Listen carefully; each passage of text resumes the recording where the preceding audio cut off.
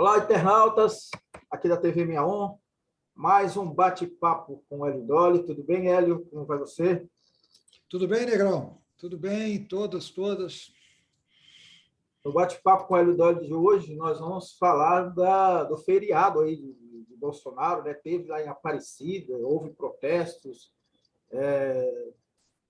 o arcebispo lá de Aparecida fez uma fala em que confronta, né, o Bolsonaro e outro bispo também questionou o fato de ele ser um evangélico e fazer esse proselitismo lá na comemoração da padroeira do Brasil.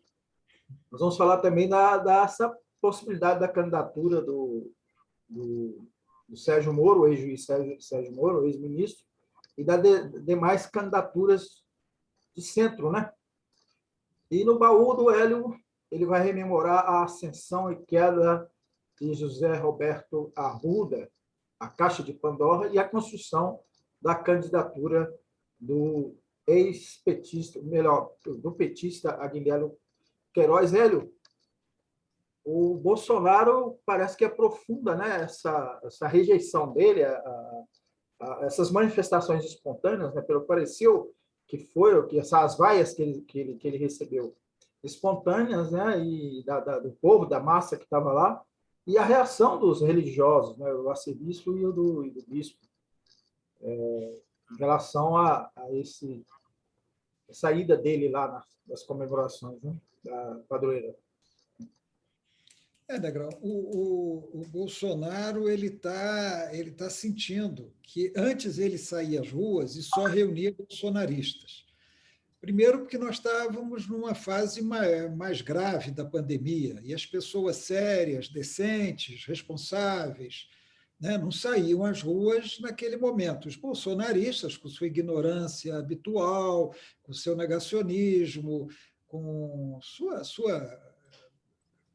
o que é o bolsonarismo, né, seu negacionismo exacerbado, tal, iam para as ruas aplaudir Bolsonaro, aglomerar com Bolsonaro. E agora Bolsonaro está sentindo que existe um outro lado muito forte contra ele.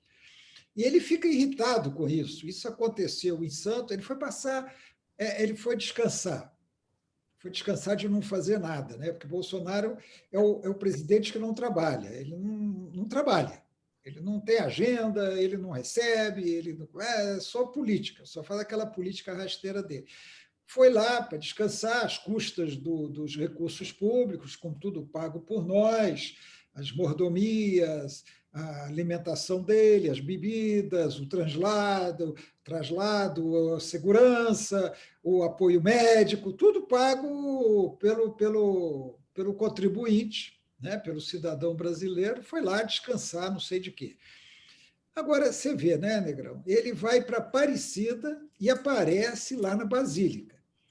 E ele levou duas broncas. Ele não estava. Quando o arcebispo, Dom Orlando Brandt, falou, o Bolsonaro não estava ainda na igreja. E o arcebispo foi muito claro, o discurso dele foi muito claro, e pode resumido de que pátria amada não é pátria armada, como ele mesmo fez questão de frisar o armada, né? Para não confundir com pátria amada. Isso aí, fora o contexto, o outro contexto do discurso do arcebispo, do pronunciamento, foi bastante forte contra o Bolsonaro.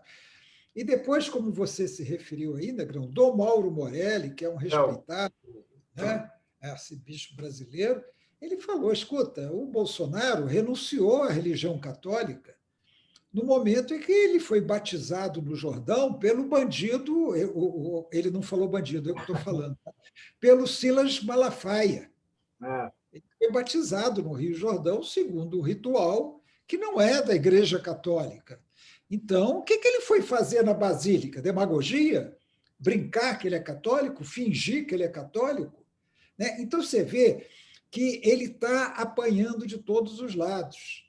Né? O Bolsonaro está apanhando de todos os lados. Ele está vendo aquele poder todo que ele tinha desmilinguir. Mas você tem que prestar atenção a algumas coisas, Negro. O bolsonarismo não desapareceu, nem está acabando. Acho que tanto a esquerda quanto a chamada direita, centro-direita, direita democrática, direita republicana, seja lá o que for isso, está se iludindo com o Bolsonaro. Está se iludindo com ele. Você viu, lá em Aparecida, dois momentos. Um, a imprensa observou bastante.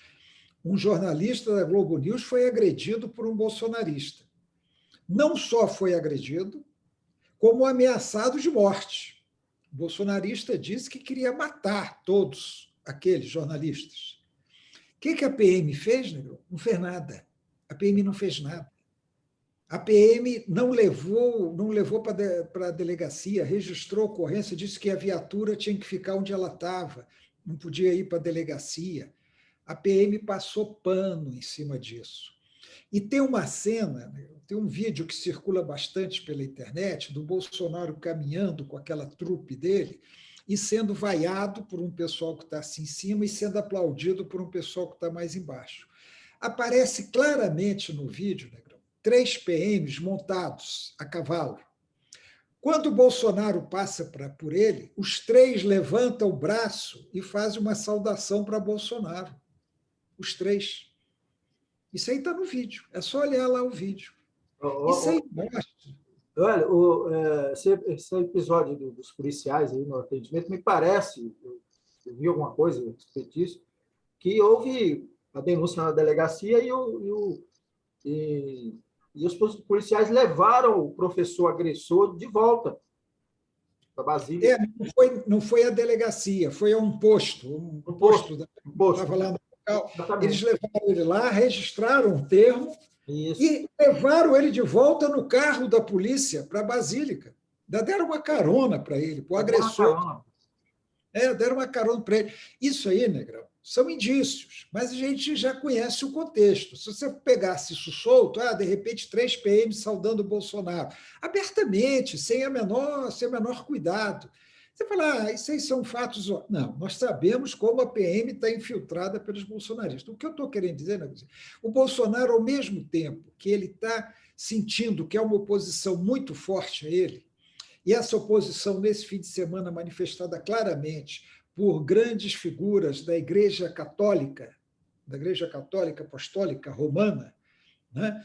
Fora as manifestações populares que ele recebeu em Santos, Guarujá e Aparecida, ele não pode ser minimizado, viu, Negrão? E eu estou sentindo isso. Quer dizer, hoje o Congresso em Foco divulga uma pesquisa que eles fizeram com os que ele consideram os 70 parlamentares mais influentes no Congresso, vamos dizer assim, os 70 líderes do Congresso. A gente sabe que o Congresso são 513 deputados, 81 senadores, mas a maioria são bolsonaros na vida. Aquele Bolsonaro lá atrás que era deputado e ninguém ligava para ele porque ele não tinha a menor importância. Era o chamado baixo clero. Tem aqueles que se destacam e que são os líderes de fato, aqueles que orientam votação, que comandam bancadas, comandam frentes parlamentares, são líderes de partidos. Esses aí são aqueles que pesam mesmo. Pois bem, Negrão, 8 em cada 10 deles descartam o impeachment contra Bolsonaro. Dizem que não deve haver impeachment contra Bolsonaro. Então, eles estão achando, tanto a esquerda quanto a direita, não a direita fascista do Bolsonaro, que Bolsonaro está derrotado, Bolsonaro vai perder a eleição, de repente nós vamos ter até o Moro, ou o Eduardo Leite, ou o Mandetta contra o Lula no segundo turno. Estão se iludindo.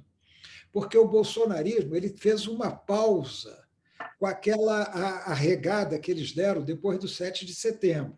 Agora da carta que o Temer escreveu, aquela coisa toda, mas eles estão ativos, eles estão manipulando as redes, eles estão criando fake news, eles estão organizados, as milícias estão aí armadas, como diz o Satir, armadas, elas estão aí. A PM está aí com o Bolsonaro, a maioria da PM está aí com o Bolsonaro em cima dos cavalos, fazendo saudação para ele. Tá? Em vez de prender o cara, diz que não pode mover a viatura para a delegacia. É que eles dizem o seguinte, que a viatura, quando vai para a delegacia, eles têm que ficar lá, até fazer todos os procedimentos, entendeu? É a desculpa que eles dão. Não sei se você sabe, Negão, tem alguns lugares, aqui em Brasília, não sei se está acontecendo isso hoje, mas já aconteceu. A PM não prendia ninguém depois das 3, 4 da manhã, quando o plantão dele termina às 6 ou 7. Porque se ele leva o preso para a delegacia, às vezes a Polícia Civil demora muito com os procedimentos e eles têm que ficar lá. Aí passa do horário deles saírem. Então, depois de determinada hora, eles não prendiam mais ninguém, para não ter que levar na delegacia. Deixava o horário correr para sair no horário. Essa é a mentalidade de, não todos, obviamente, de grande parte dos nossos policiais. Mas isso foi só um parênteses. Mas o Bolsonaro está vivo, Negrão. Ele está vivo, ele está no poder, ele tem uma base parlamentar que ele está cultivando com as emendas parlamentares, que acabaram com o orçamento. O orçamento hoje é ficção, o orçamento é manipulado pelo Arthur Lira, pelos parlamentares do Centrão, que fazem com ele o que querem. Negrão, se você pegar os jornais europeus, você vai ver que quase todo dia a manchete é orçamento. Por quê? Porque eles estão fazendo, os parlamentos desses países estão elaborando o orçamento para o ano que vem. Isso é uma discussão pública. Os partidos defendem suas políticas com unhas e dentes, brigam, ameaçam votar contra, até alianças de governo ameaçam ser rompidas, porque determinadas políticas estão tendo cortes no orçamento ou não estão ganhando. É uma discussão pública aberta. Aqui o orçamento é discutido por um grupinho comandado por um bandido chamado Arthur Lira. Exatamente. E já estava, a gente já era para estar no período de discussão, a CMO funcionando, né, que é a Comissão Mista de Orçamento, não se tem notícia de como que está acontecendo isso. Para eles não interessa que haja discussão pública sobre isso, que eles preferem apresentar a coisa pronta, com as tais emendas secretas, as emendas dos parlamentares, que são absurdas. Entendeu? Dando maior orçamento para a defesa, o maior aumento para a defesa, sacrificando a ciência, sacrificando a educação, cultura.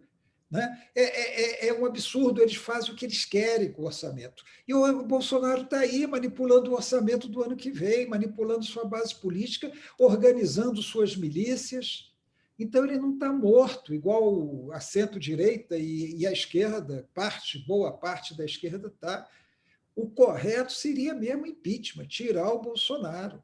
Mas é a centro-direita, que antes queria tirar o Bolsonaro para segurar a presença no segundo turno, agora acha que Bolsonaro não vai para o segundo turno e que eles vão para o segundo turno, lançando o candidato aí dessa lista deles. Moro Mandetta, Rodrigo Pacheco, Eduardo Leite ou João Dória, tem mais alguns aí, né, Negrão, que eu até esqueço. Bom, fora o Ciro Gomes, né? Sim.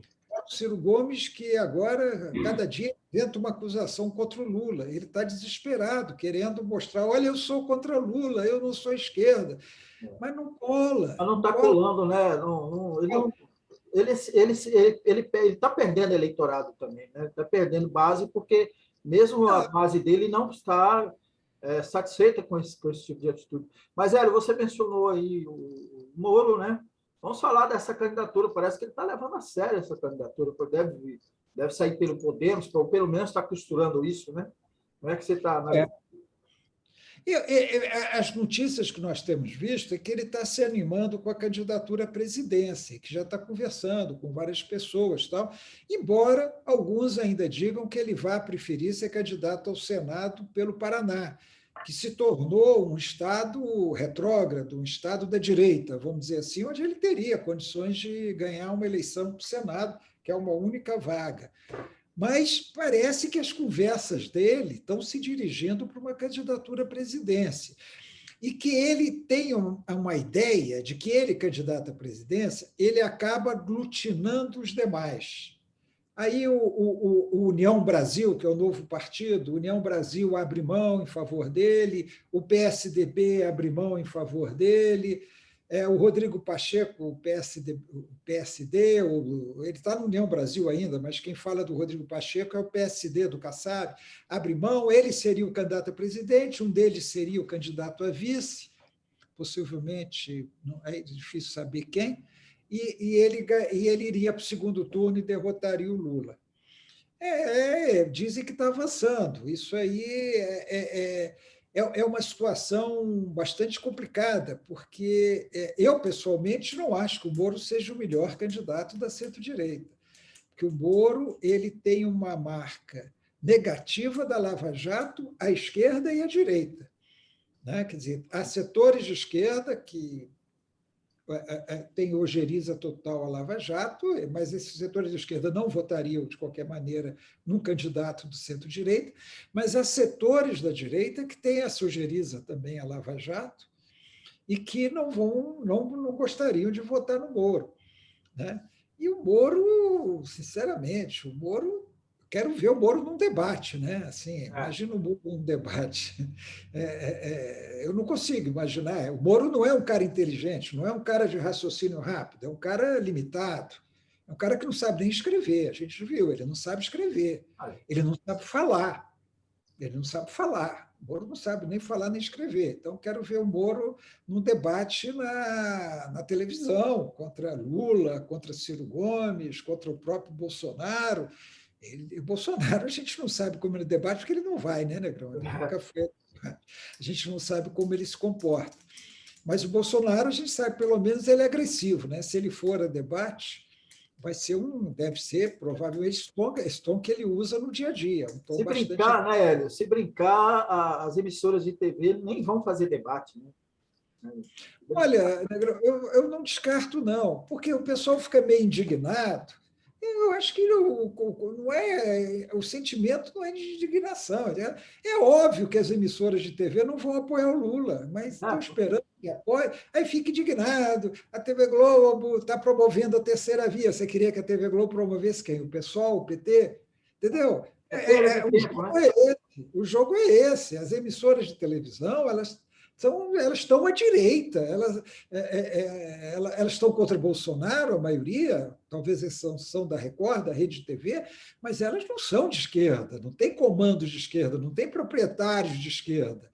Né? Elas vão apoiar um candidato contra Lula e contra Bolsonaro, assim como empresários, assim como parlamentares que não são de esquerda. Eu acho que o sentimento que deve nortear isso deve ser de disputa política, disputa eleitoral, e não de indignação. Fica vendo, sempre disse que essa direita. O que se queria? Direita apoiar o Lula? Direita apoiar o PSOL? Apoiar o Boulos em São Paulo? Não faz sentido, né, Negrão? Nenhum. Perda de tempo total, né? Mas vamos para o baú do Hélio, né? Você teria vamos para o baú. No Vamos dar uma Hélio... sequência ainda, né, Negrão? Vamos dar uma sequência ao que estamos falando, né? Exatamente. Que agora o governo, a ascensão e queda de José Roberto Arruda, né? O episódio da Caixa, o escândalo, né, da Caixa de Pandora e a preparação da candidatura do Agnello Queiroz. Hélio, como é que foi? Você acompanhou de perto? Onde você estava, aliás, Hélio, quando surgiu, quando Arruda ascendeu o governo e a sua queda? Você estava onde? Fazendo o quê? Lembra aí? Eu tinha sido feito a coordenação de comunicação da campanha da Badia, perdemos, ficamos em segundo lugar, e enquanto o Arruda foi governador, eu cuidei da minha agência, a WHD Comunicação, tinha alguns clientes bons, como a Ordem dos Advogados do Brasil, a seccional DF, que na época era presidida pela Estefânia Viveiros, que foi a primeira mulher a ser presidente da OAB aqui em Brasília. Eu tinha alguns outros. Durante o ano de 2007, nós trabalhamos para o José Disseu, foi naquela época do mensalão, né? Então, nós chegamos, inclusive, a editar um livro com a defesa dele. Estava na administração da crise, né? Administração da crise, assessoria de imprensa para ele, colaborando com o relacionamento com a imprensa. Trabalhamos o ano todo de 2007, se eu não me engano, com o Zé Disseu, mas nós já trabalhávamos com a Ordem dos Advogados, a gente fazia revista, na época, acho que a gente fazia a revista da FEComércio, se eu não me engano, era a revista da FEComércio, fazia também a revista da OAB, Então, assim, eu fui cuidar da agência, não tive nada no governo Arruda, nem cargo, nem qualquer outra coisa, publicidade, nada no governo Arruda. Acompanhei o governo Arruda de longe, não tinha nenhuma hostilidade com a Arruda, nem ele comigo. Sempre que a gente se encontrava antes dos debates de televisão, quando eu estava com a Badia, a gente conversava normalmente, a gente falava normalmente, como até hoje, né? Na verdade, até hoje. Agora, um exemplo, né, Negrão? Assim, eu cito sempre dois exemplos de políticos jovens que perderam suas carreiras por erros próprios. Fernando Collor e José Roberto Arruda. Dois que tinham um futuro de presidente da República até. Não dava para descartar. Poderiam. Collor chegou a presidente, claro, mas digo assim, não concluiu o mandato. Né? Não concluiu o mandato, mas Collor era um presidente para ser reeleito. Né? Poderia. Na época não tinha reeleição, mas ele poderia fazer o que o Juscelino queria fazer, sai e depois volta. Ele era muito jovem, né? Ele podia sair, elegeria um sucessor, depois ele voltaria. Juscelino planejou isso, o golpe de 64 impediu. E José Roberto Arruda era um cara com muito prestígio no meio político nacional e tal. Aí, Negrão, o que aconteceu foi o seguinte: quando estourou os primeiros sinais da Caixa de Pandora, antes disso, nós tínhamos notícia, vou voltar um pouco, nós tínhamos notícia de que o Agnello, bom, primeiro o Agnello saiu do PCdoB e foi para o PT, você lembra disso? Ele já foi para o PT para ser candidato a governador, o objetivo já era esse. Alguns setores do PT resistiam a isso, mas ele foi para isso, levado principalmente pelo Chico Vigilante, pelo grupo que o Chico Vigilante representava na época. E eu fui convidado para um almoço com Chico e Agnello. Não lembro se tinha mais alguém, mas fui convidado, foi no restaurante Francisco, da Asa Sul, e lá me foi dito: Agnello é candidato a governador e a gente quer que você esteja conosco. Eu falei, legal, eu não estou com ninguém, vamos trabalhar pela candidatura do Agnello para governador. Aceitei vamos dizer, o convite informal, era uma coisa ainda, uma sondagem, vamos trabalhar com ele. E começamos já ali a ficar junto, o Agnello, tal, para a candidatura dele a governador. Veio a Caixa de Pandora. Aí todo mundo dizia, né, que o Arruda estava eleito, o Arruda vai ser reeleito. O Arruda estava fazendo um governo que agradava as pessoas porque tinha obra. Aqui em Brasília, a gente já detectou isso em pesquisa qualitativa. Quando for o tempo, você me avisa, tá, Negrão? A gente detectou em pesquisa qualitativa que o povo gosta de obra. E quando vem um moderador de fora de Brasília, ele fala, olha, isso não é no país inteiro, não. Isso é aqui em Brasília, é mais forte, talvez influenciado pelo espírito da construção da cidade, Juscelino Kubitschek, o empreendedorismo do Juscelino Kubitschek, que Roriz tentou ser um seguidor. Mas Brasília é muito forte esse negócio da obra, da realização. E o Arruda se destacou muito por isso, né? Por aquela questão da duplicação da estrada de Taguatinga, outras coisas e tal. E o Arruda era tido como estando fazendo um bom governo. Eu, pessoalmente, nem achava. Achava que nas questões essenciais não estava, mas isso não foi o caso. Bom, e tinha havido um encontro, que eu fiquei sabendo, do Agnello com o Roriz, lá na fazenda do Roriz, e que eles tinham acertado um apoio de segundo turno contra o Arruda. Quem fosse para o segundo turno, os dois se juntariam para derrotar o Arruda. O Roriz, na época, estava muito chateado com o Arruda, achava que o Arruda não tinha feito tudo o que ele queria, ele tinha apoiado, né, tinha dado um apoio ao Arruda em detrimento da Badia na eleição, e depois ele achava que não estava sendo bem contemplado pela questão do Arruda. Tal. E veio a Caixa de Pandora. Quando veio a Caixa de Pandora, começou imediatamente, a gente falou, olha, está pegando todo o círculo em volta do Arruda, todos os principais secretários e assessores de Arruda foram pegos aqui, menos o Arruda. Mas já pegou, entre aspas, todos os homens do governador, para fazer uma paródia com todos os homens do presidente. Né? Pegou, todos os homens do governador estão pegos. E começou na OAB local uma conversa de impeachment, isso na mesma noite. E aí a gente falou, olha, eu acho que é o caso, achamos que é o caso. E a Estefânia ficou meio na dúvida, mas será já, tal? Eu falei, tem que ter um impacto, tem que fazer um impacto. Negrão, sabe quem é que foi decisivo para dizer, não, vamos falar, não é pedir o impeachment, Ah, vamos começar a falar impeachment? Sabe quem foi? quem? O vice-presidente da época, sabe quem era? Do Ibanez vice-presidente Rocha. Ibanez Rocha. Ibanez. Ibanez Rocha era o vice-presidente, e ele falou: não, tem que falar em impeachment, sim, tem que falar em impeachment, tem que falar em impeachment do Arruda tal. E aí a Estefânia, que estava assim meio na dúvida, uma dúvida justa, né? Porque essa coisa não é brincadeira. Então ela estava na dúvida, tal, ela convenceu. E a OAB, naquele mesmo dia, falou em impeachment, não é que pediu impeachment. E depois, posteriormente, quando a coisa foi aumentando, o Arruda foi envolvido, começou aquela crise toda, a OAB foi que pediu o impeachment do Arruda, né? Do Arruda e do Paulo Otávio. Isso aí acabou sendo todo aquele episódio da Caixa de Pandora, que, aliás, a nossa justiça é uma vergonha. A justiça brasileira, a gente tem que defender como instituição. Mas você sabe que esses processos estão rolando até hoje. Verdade. Rolando até hoje, o processo da Pandora, nós estamos falando, Negrão, de 2009. 2009 só. 2009 para 2010. E tem processo rolando até hoje, é uma justiça incompetente, preguiçosa, burocrática, lerda, entendeu? Lerda, cheia de firula, cheia de embargos, recursos, não sei o que tal, que são feitos para beneficiar advogados que ganham muito dinheiro com essa protelação. E os juízes ficam ali na deles, trabalhando. Tem uns que trabalham muito, tem outros que não fazem nada, ficam ali levando de qualquer jeito. Entendeu? A justiça brasileira, a primeira reforma que tinha que ser feita no Brasil, eu acho que a primeira é a política, a segunda é da justiça. Tinha que realmente refazer tudo. A justiça brasileira é vergonhosa, Negão. É vergonhosa. Basta dizer, Caixa de Pandora está rolando até hoje.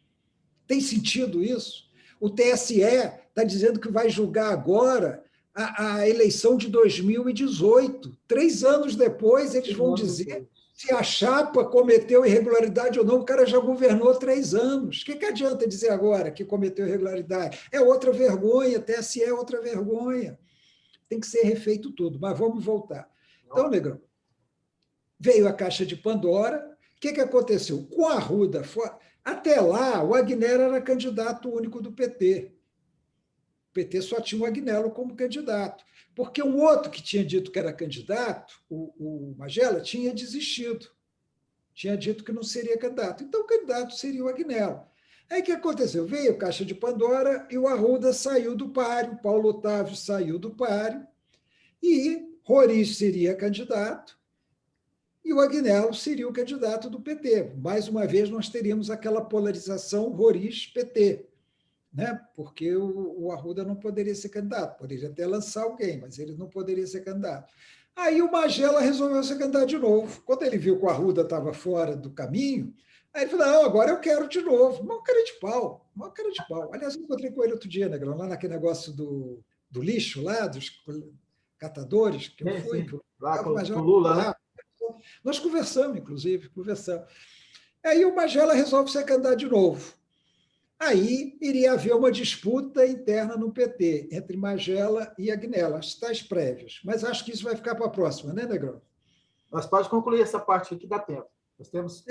Então, o que aconteceu foi assim, o Arruda caiu fora, o Roriz se colocou como candidato, né? Apesar de ter problemas, a gente sabia, né, que ele tinha problemas, ele tinha renunciado, né? Ele tinha sido também acusado de corrupção, tinha a tal da bezerra de ouro, aquela coisa toda, e ele renunciou ao Senado e assumiu o Ginhargello, assumiu o lugar do Roriz. Então, havia uma discussão jurídica, política também, se Roriz poderia ser candidato ou não. Mas o Roriz se colocava como candidato, que ele iria ser candidato a governador. Então, seria Roriz de um lado e o PT de outro. O PT, que antes seria o Agnello, aí o Magela disse que queria ser. E começou a atacar o Agnello como aquele recém-chegado, que já quer sentar na janelinha. Né? A mesma coisa que fizeram com Cristóvão, quando, em 1990, Cristóvão entrou para o PT para ser candidato a governador e não conseguiu ser, porque pelo mesmo argumento, acabou de chegar, tal, e o PT acabou escolhendo o Carlos Saraiva. Então, o mesmo argumento estava sendo usado contra o Agnello. Pô, ele acabou de chegar, já quer ser. Né? E eu estava, nessa época, eu estava trabalhando com o Agnello. Nossa agência estava trabalhando com o Agnello para viabilizar a candidatura dele a governador. E o Magela, ele achou um outro adversário, além do Agnello. Sabe quem era? Era eu. Ah, E ele sério? começou a me atacar. Ele e o grupo dele começaram a me atacar, tipo assim, tem um horrorizista na campanha do Agnello, entendeu? Tem um horrorizista lá, olha, que deixou o PT, que largou o Cristóvão, tudo aquilo, né? Largou o Cristóvão, deixou o PT, trabalhou com o horrorista lá na campanha do Agnello. Então, de repente, negão, eu virei alvo da campanha do Magela para a Prévia. Você vê que a vida é difícil, né? Eu estava lá trabalhando para o Agnello, como eu tinha trabalhado para a Badia, como eu tinha trabalhado para o Roriz, como eu tinha trabalhado para o Cristóvão. Claro, eu tinha uma simpatia pela candidatura do Agnello. Politicamente, eu tinha uma simpatia, não estava no PT, mas tinha uma simpatia pela campanha do Agnello. Eu tinha achado o Agnello um bom deputado, ele tinha ido bem na eleição para o Senado anterior, perdeu por 10 pontos percentuais para o Roriz, teve um desempenho muito bom. Mas, Negrão, aí a coisa complicou, sabe? E esse aí tem uma história que, na verdade, como você talvez saiba, meu trabalho com o Agnello foi justamente até o dia seguinte das prévias. As prévias foram num domingo, na segunda-feira eu disse para o Agnello que eu não continuaria mais trabalhando com ele. E aí eu não sei se dá para contar o motivo ainda hoje, mas aí eu disse para o Agnello que eu não continuaria mais e não participei da campanha do Agnello, para ficar claro. Não participei da campanha vitoriosa do Agnello em 2010, como também não participei de seu governo, não estive em seu governo. Algumas pessoas ficam dizendo, foi do governo Agnello. Não, nunca fui do governo Agnello, não tive nenhuma participação do governo Agnello. Mas tem algumas histórias aí interessantes também no meio disso tudo. Então, você vai contar essas histórias na sexta-feira, no próximo bate-papo com Hélio Dolly. Obrigado, Hélio. Obrigado a você que nos assistiu. Não se esqueça de se inscrever aí no nosso canal, dar o ok, o joinha, acionar o sininho, essas coisas todas. Compartilha também aqui o nosso bate-papo com Hélio Dolly. E até sexta-feira. Um grande abraço, Hélio. Obrigado a todo mundo. Um abraço, Negrão. Um abraço a todos e todas.